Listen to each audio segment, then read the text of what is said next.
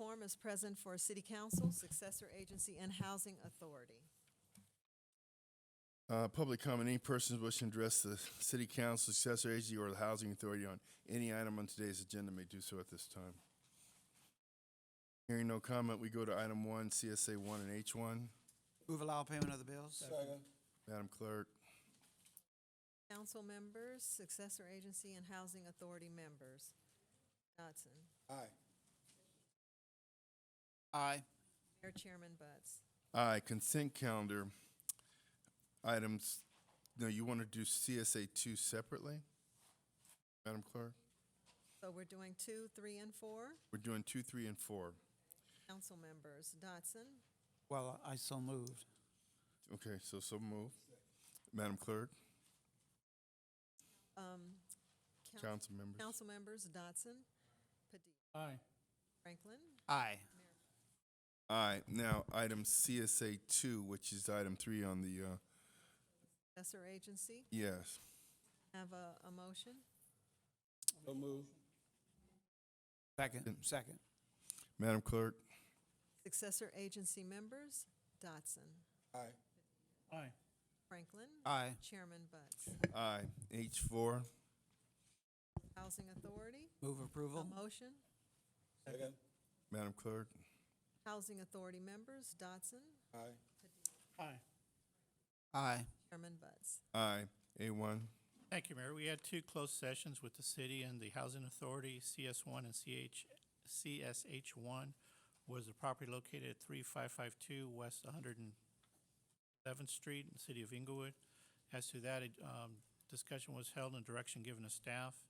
As the CS2 and CSH2, that's the property located at 3500 West Manchester Boulevard on number 354. In the same situation, discussion held, direction given to staff.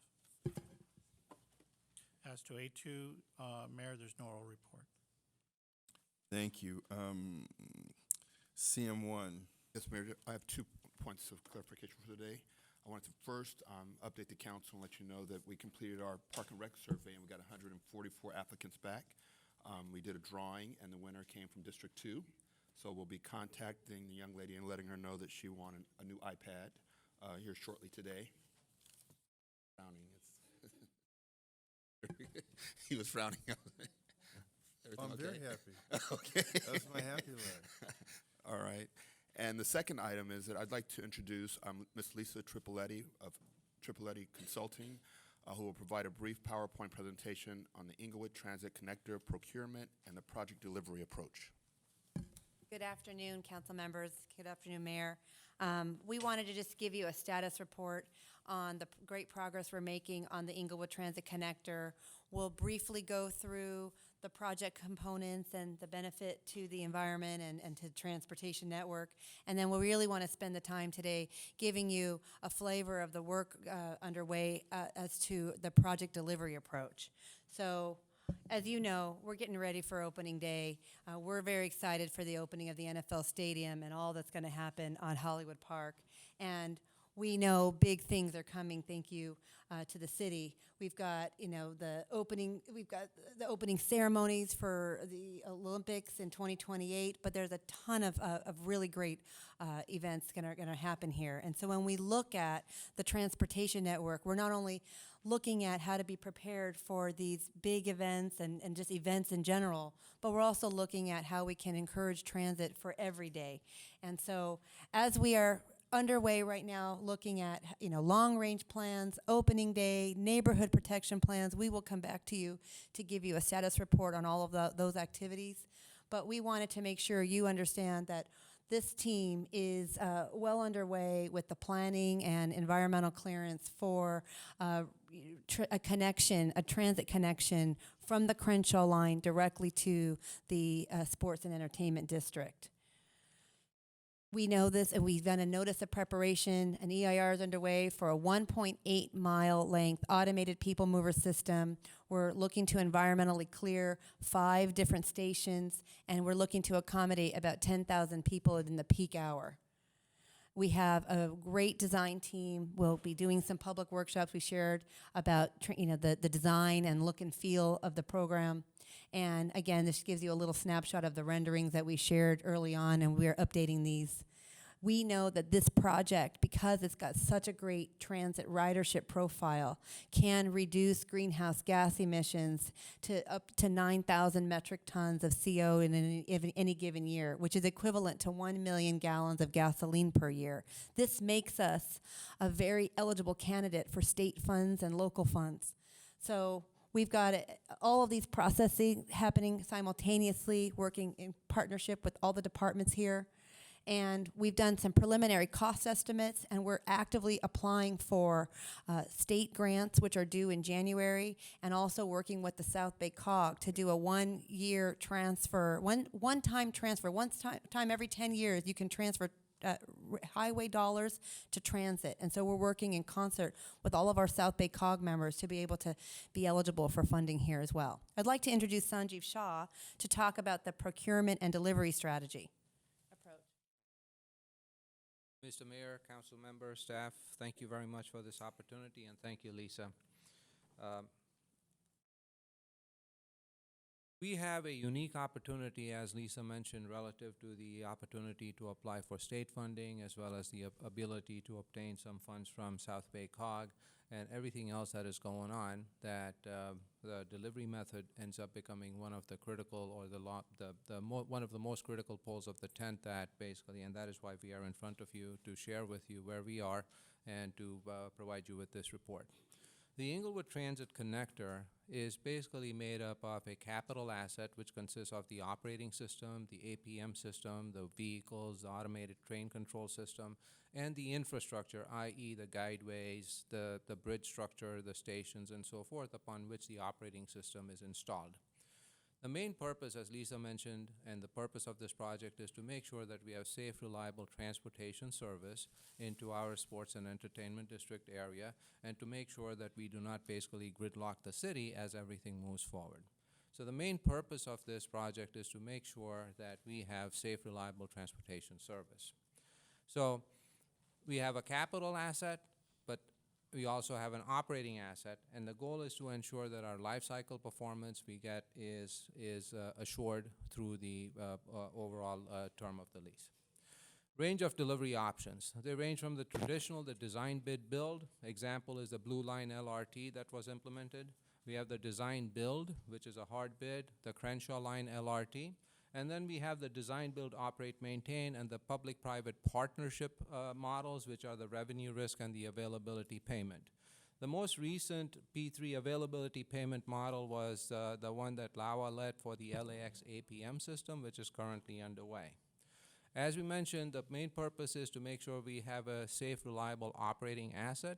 Therefore, the first two project delivery options, i.e. the design bid build and the design build, do not fit, and they're not appropriate for the Inglewood Transit Connector because the operations and maintenance are also not sourced out to the people who are delivering the capital project.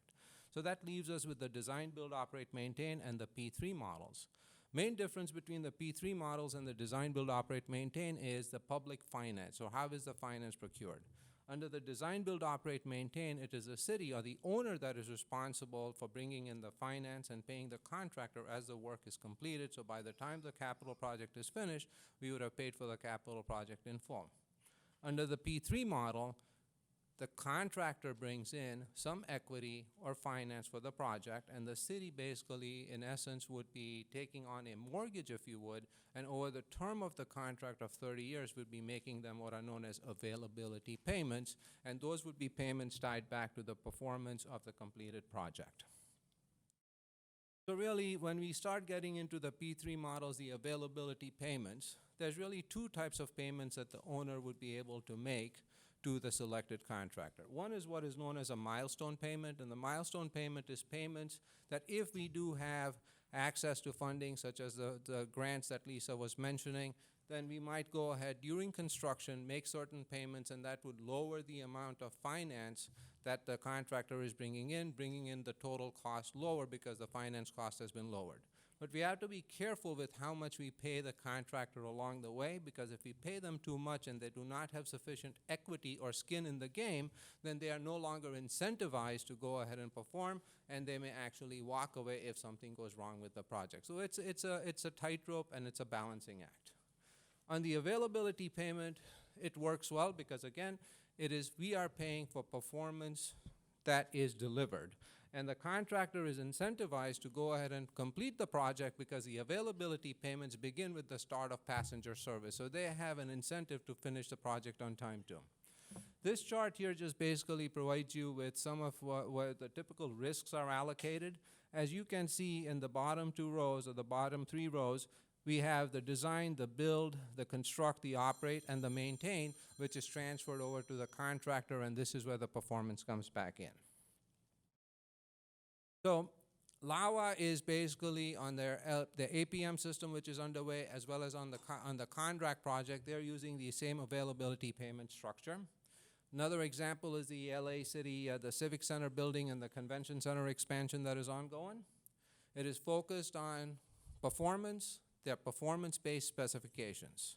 They're not prescriptive, it's performance-based. And this allows the industry to bring in their innovation that would allow them to optimize the total cost. Optimize not only in terms of the capital cost, but also the operations and maintenance cost, because they're on the hook for providing the performance for the long term of the project. This is typically done on a hard bid manner. So this way, when we go out on the street for a solicitation, they have to submit both a technical proposal and a price proposal, which is fixed. And the selection criteria would typically be a best value, which would be a mix of the technical merit and the price. So this way they're competing on their costing too, so that this way we get the benefit of the best technical as well as the pricing.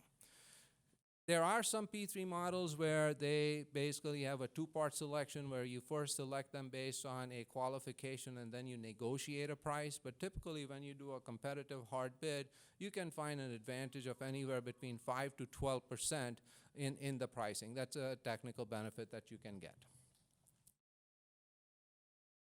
Now, the availability payment is the maximum payment that they would receive periodically. If they do not meet the performance that has been specified, then there are deductions which are taken against their availability payment, and those deductions they can never earn back because we are paying them for performance. So if the service is not provided, they do not have a right to get made whole again. Now, obviously, when we are asking a third party to go bring equity and to finance the project, our finance costs the total cost of the project will be a little bit higher because a third party's finance cost will be a little bit higher than the city's. What do we get in return for that? One is we are outsourcing some of the responsibilities which are not core city functions because we are not in the business of building and operating transit systems. B, we are shifting risks. The example that I gave you where we're not going to make any availability payments until the asset is completed and actually operating, okay? The developer is incentivized to go ahead and finish early, finish on time, make sure it is working well, while if we did not do, so that's a risk on schedule, and as you know, a delay on schedule can substantially add up on the cost side. And then again, we are only paying for performance that is actually delivered, not promised. Typical structure would be, we are the owner, you have the developer who would be selected based on a hard bid and technical price. They make equity contributions, i.e. their skin in the game, and then the other part of it, they get the lenders to go ahead and help them finance the project. Then downstream from there, they have your typical design build contractor as well as your O&M contractor. So the only thing different between this and your design, build, operate, maintain is the equity and the lending side. The amount of equity is critical to make sure that we reduce the walkaway risk should something go wrong. So now we basically are in 2 phases relative to where do we go from here, and this is a decision at some point that the city will be asked to make, but this is basically a report. There are 2 parts to the process. One is the procurement. Where do we go from here once we get the environmental? How do we go through the process of procuring competitively the P3 availability contractor based on best value? The city can conduct the procurement process and lead it all the way through the developer's financial close. At financial close, developer gets a notice to proceed, and they basically start their full-blown design work. At that point, the city's responsibility is related to oversight of making sure that A, we are getting the quality promised and required under the contract. B, making sure that the selected developer is performing to the obligations that they have taken on, and C, making sure that we, the city, are also performing to the obligations and responding in kind to make sure that we are helping the developer perform and not getting in their way, okay? So at that point in time comes the question of the permanence governance over the long-term lease, i.e. the 30-year term that would come in. You could have LA Metro take it over. But to date, they have declined any interest in taking over and running the ITC. You could have a joint powers authority. To date, there has not been any interest. They have declined interest in that. City of Inglewood could manage it for the entire 30-year term, or we could set up a nonprofit corporation. The main difference between the City of Inglewood basically running it or the nonprofit corporation, it really ties back to how you're able to firewall the activities and the finance from the core city functions related to our general funds and our budgets and our city operations relative to the commitments that have to be made for the Inglewood Transit Connector project. Now, that would be some considerations that would come in front of you at a later date. Lisa? So we just wanted to share with you the thinking around project delivery, method, and governance. There's no decision to be made today. We wanted to share with the public the work that we're doing to start thinking about project delivery while we're doing the planning and environmental. And it's very important that we articulate an approach as we go out for these public funds at this time. And we're so excited that we have gotten a lot of positive feedback, not only just from the industry, from labor, from other cities, from other transit operators, and so we're going to continue to do the critical stakeholder outreach work. We're going to do the community work. So we really sit with folks in the community so they understand the benefits from that. And then we're going to work, again, with industry and with the city family to look at, what mechanisms we need to develop legal structures to begin to start to really implement this program. And we just wanted to say thank you for your time and your leadership, Mayor. Thank you very much. Great presentation, Lisa and Sanji. Okay, and now we're at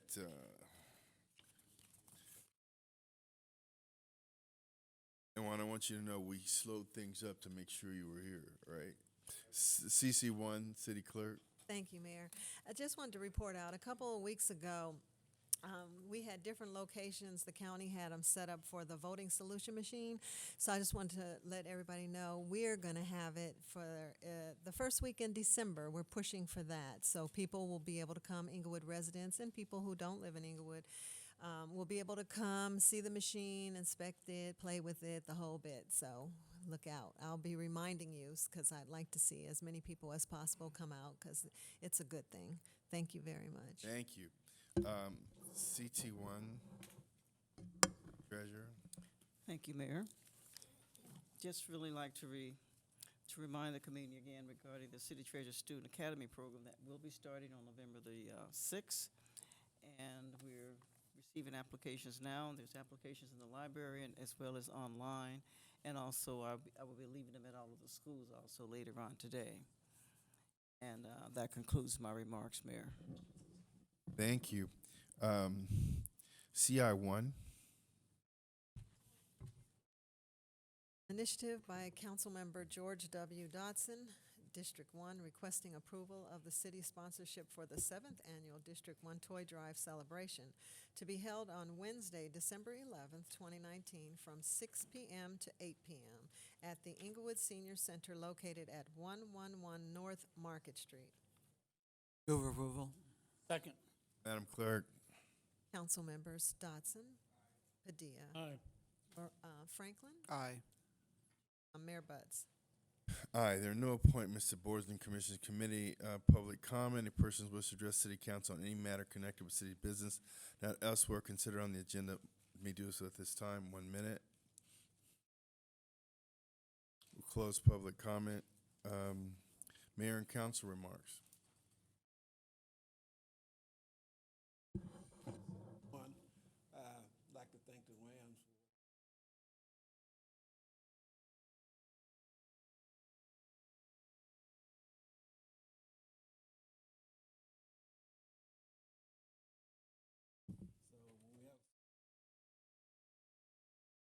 your microphone's not up, George. They won't hear all this great stuff. Okay. Well, anyway, I'd like to thank the Rams for their participation and sponsorship. The kids have a wonderful time, and that's the way we want all our contractors to do, participate in the city. So anyway, thank you guys for coming out, and we'll see you next week. Council Padilla, District 2. Thank you, Mayor. I got your 2 minutes. Got it. Thanks, George. A couple of events coming up. Matter of fact, this coming Sunday at the Inglewood Park Cemetery is Dia de los Muertos. It's from noon to 4 o'clock. If you get a chance, come on by. Again, it's not, as families who have lost loved ones, we put altars together in remembrance of these loved ones, and we'll put like pictures, or if the person that passed away did sports, we'll put sports memorabilia, whatever it is to remember that loved one. So there'll be plenty of folks out there with really great looking tributes and altars to those folks and their families or friends that have passed away. Stella and I, my wife, will have an altar there for our family. You're welcome to come by and say hi. The event will be from 12 to 4. The mayor and all the council members and executive staff, they'll be coming by. But again, it's a great community event, and you'll be able to see how we pay tribute to those in our family and friends that have passed away. And then also, as Councilman Dotson mentioned, this past weekend, the mayor, myself, and Councilman Dotson had a chance to be over at Vincent Park. The LA Rams kicked off their flag football league, and it was so great. As you can see, all the smiles on the kids' faces. I mean, Aisha's little one was out there. He's in the picture. It was so nice to see all these kids, ready to just, with so much energy. And so, again, hats off to the LA Rams for giving back to our community. They do it all the time, always to our schools, to all our youth programs, so many different things that they give back to the community here in Inglewood and also outside of Inglewood. So they have become a big partner in the region. So again, I want to thank them. Excellent event, and you can see again the smiles on the kids' faces. That says it all. So I also had a chance this after that event. I went down to Culver City. Elisa is here, and their organization put together Afro-Hispanic event. It was the 9th annual event. I don't know if the pictures are going to come up. I know I did submit them. There you are, Lisa. There you go. And, it was the 9th annual event. It was in Culver City, but a couple of the presenters and a few of the folks involved are all Inglewood people. And, my hope is, and as we discussed, to try to bring it next year for their 10th year here to Inglewood. That would be my wish. So we're going to move and have discussions to try and bring it to Inglewood. But again, thank you for inviting me. I really enjoyed it. That was a picture of the men's group there, so some great conversations going on, and I'm sworn to secrecy. So that being said, I am looking forward to seeing everybody on Sunday from 12 to 4. Come on by and say hi and visit with us. That being said, again, have a great week. You don't have any more pictures? I think I did,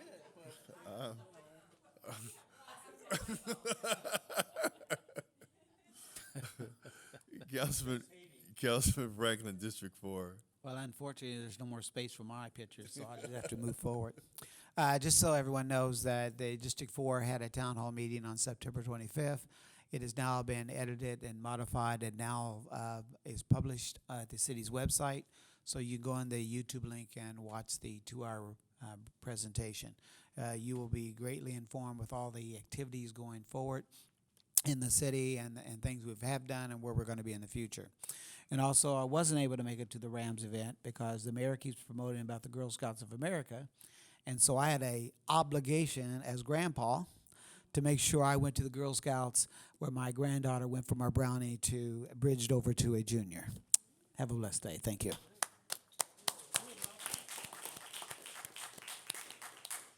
There's no more time left, and we're adjourned.